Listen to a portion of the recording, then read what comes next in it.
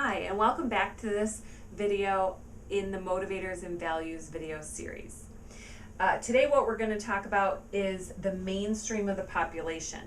So you'll notice if you have the graph from your assessment that in the graph you'll see blue horizontal lines, little horizontal lines that go across each of the bars. Now here I drew it in black because I didn't think blue would stand out as much. But so each one of these lines has represents the mainstream of the population and where the mainstream, so 68% of the population, falls on each of these 6 motivators. So you can see this person's theoretical score is right where the mean of the population is. So they kind of fall in with that average person around how passionate they are about knowledge and learning. So really what that means is they're not going to see a big significant difference between themselves and the next person, and that next person probably isn't going to see a big difference between them and this person when it comes to knowledge and learning and taking in theory and intellectual pursuits and that type of thing. So they're going to sort of be in that mainstream or average.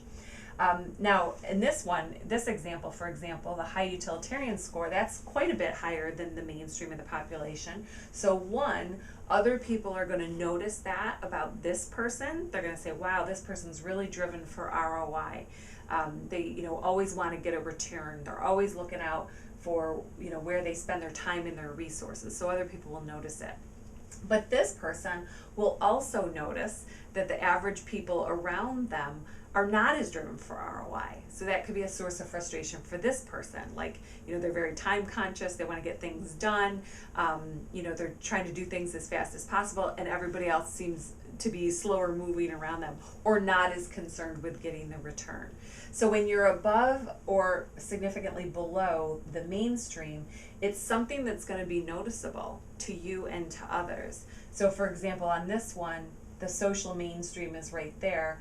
This person's quite a bit lower.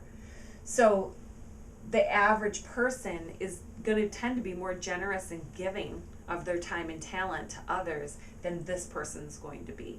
So you want to think about that in jobs, roles, relationships, etc., because these motivators are sort of behind, or they're the why of people's actions, right? And so if this person goes to make a decision and they're making a decision with somebody whose graph is the reverse, like somebody who's high social and low utilitarian, you can imagine the challenge those two people would have seeing eye to eye on, what's the best decision. Do we prioritize ROI or do we prioritize, giving to people? And those are two very different attitudes or values.